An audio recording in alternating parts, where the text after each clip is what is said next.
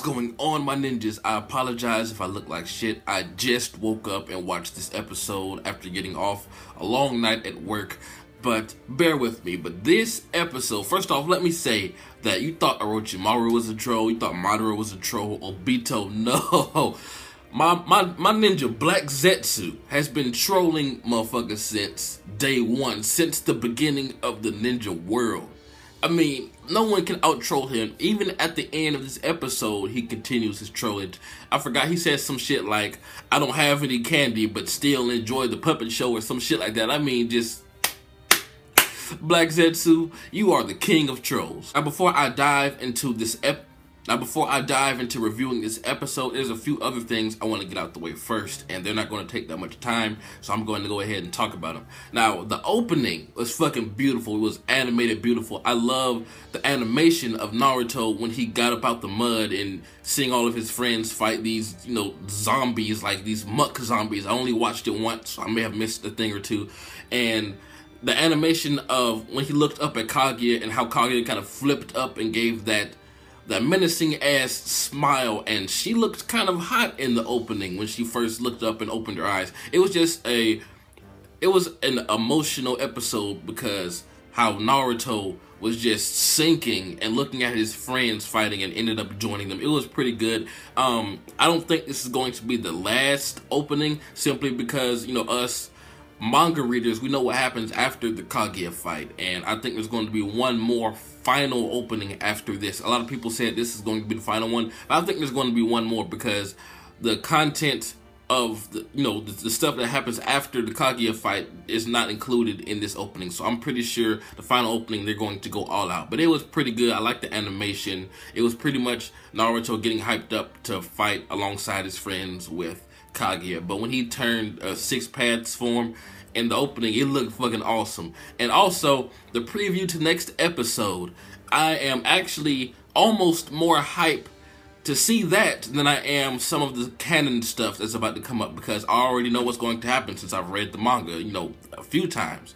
But we are about to learn the origin of Kaguya. How does she become so badass? We are about to figure out exactly who she was before this, because in the manga, we have no idea where she came from. We have no idea how powerful she was back then. We don't know exactly what was going on with her children. Like, what was Kaguya really about before she became the rabbit goddess or this all-powerful demon lady? But in the preview, we see her without the horns, without the, I think the eye on the forehead too. I could be wrong. I have to go back and look. But it's basically going to tell us more about Kaguya. And this is what I wanted, because in the manga, Kaguya seems to be more of a movie villain, because she literally just pops up and, wrecks shit. And then, of course, the fight is resolved with her at some point. I'm not going to spoil anything. But I've always wanted to know more about her, more about the time before Ninja. We are about to get into the time before Shinobi, guys. I am so fucking hyped.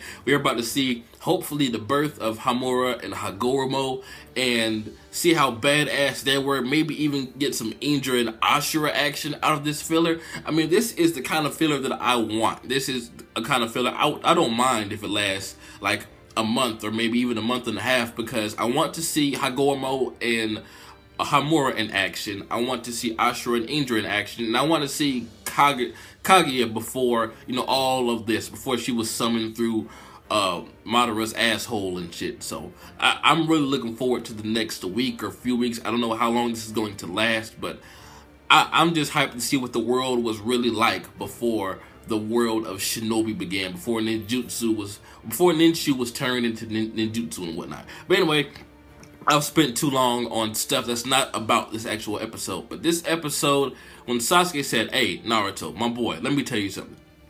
Me and you, we're the big dicks right now. We're the only big dicks that can stop this big ass vagina right here.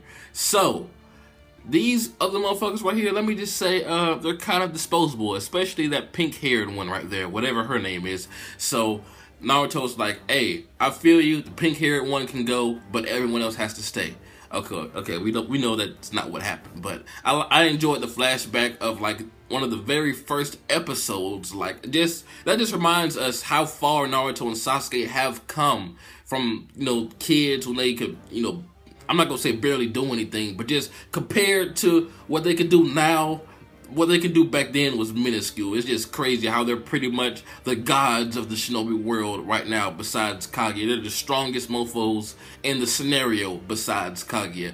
And, you know, the thing where Sasuke's body moved on its own, I do think that specific flashback and that specific line has been overdone in the series. But, I mean, it's appropriate here, in my opinion. Like how when Sakura said Sasuke may have, you know, acted subconsciously when he protected everyone because he really only had it. He really only had to protect Naruto. And yeah, but it's just crazy how Sakura is still thinking about Sasuke after he's tried to kill her, after he pretty much said that, you know what, we can let these motherfuckers die. And it's just me and you, Naruto. We have to finish this. The other ones, they'll be alright.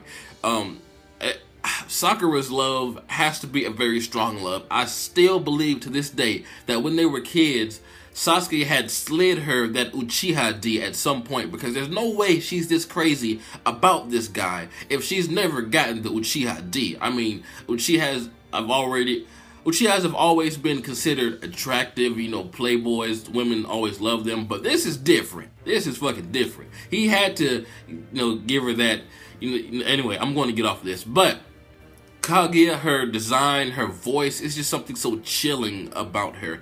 And how she just countered Sasuke's Susanoo. First off, let me talk about how badass that was for a second. When Sasuke pulled out the Susanoo that we haven't seen in a while, you know, without the legs, his first Susanoo, I think you could argue, when he shot the arrow and switched places with it. And then, you know, went flying towards Kaguya in the perfect Susanoo. That was a badass, you know, move to come up with off the top of your head right there. But I love how Kaguya was just like, just plain faced the entire fucking episode, except when she was crying, of course. I'll get to that in a second. And when she just put her hand up like, yeah, okay, the shit exploded. And I'm like, Kaguya is just so badass. She gives no fucks about what's going on. I mean, seriously.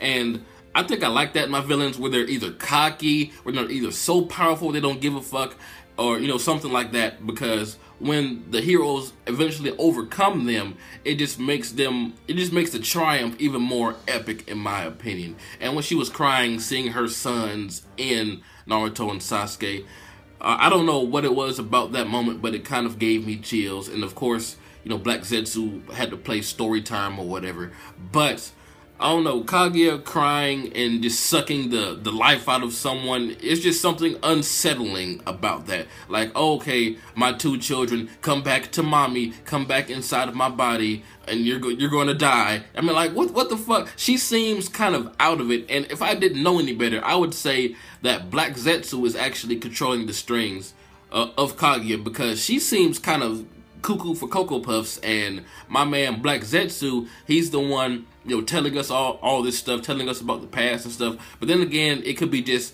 that Kaguya is just so powerful, she doesn't give a damn. I mean, you see, she said this world is her nursery, so I'm about to take what's mine back, motherfuckers. And she just proceeded in the blink of an eye, literally. I think it was a shot of Naruto blinking, and then when he opened up his eyes, they were in like this lava dimension or something. She could switch dimensions like this without even breaking a sweat. And I just love that scene where she was passing by Sakura, and Sakura was like shaking, like, oh shit, am I supposed to do something? Please don't bitch slap me. I'm like, just bitch slap her, Kaguya. But I don't know if that was out of fear or if that was out of the thing that she did with Naruto and Sasuke when she touched them, they couldn't move. But I think that Sakura just pissed shit and did number 3 in her pants. I think she did everything in her pants when Kaguya walked by. And I love how Kakashi was like, okay, Sakura, please don't do anything. I mean, you can do something. If you get killed, I won't mind. But, you know, let me stop hating on Sakura. I don't really hate her. She's an awesome character. But anyway, this episode was pretty good. I love how they stepped up the animation, you know, regardless of what you want to believe, they did step up the animation, like Naruto's moves and Sasuke's moves, especially when Sasuke was cutting through Kaguya's hair when she first showed up, was impressive. And I like how Sasuke is like all about business. Like he he went in a little bit. He went in more than Naruto in this episode, because when he cut up the hair, then got knocked back. Whereas Naruto, he just got knocked back. He didn't do any type of ninjutsu or anything.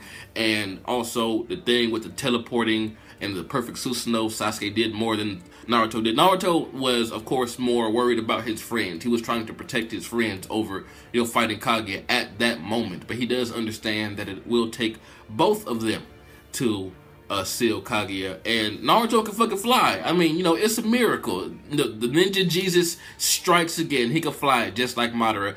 I would say this is an ass pull if Madara didn't fly. If Madara couldn't fly and Naruto all of a sudden could, then okay, that would be bullshit. But a lot of people don't like that Naruto can fly right now. But I'm like, hey, Madara did it, and he has the same, 6 paths powers that Naruto has, essentially. And Naruto has, like, all of the tail beast chakras in him. So, of course, he can fucking fly. And I like how he just made a fucking surfboard out of his black balls. I mean, black balls are very useful, aren't they? But this episode was pretty good. It was a great introduction to Kaguya, and I'm really looking forward to learning more about her past, and maybe even see exactly when she gave birth to this trolling ass Black Zetsu. But I really hope that this flashback has her maybe when she was younger, like younger, like before the fruit was even a thing. It seems like that may be the case based on the preview, but on the preview it seems like we're going to start off when she's already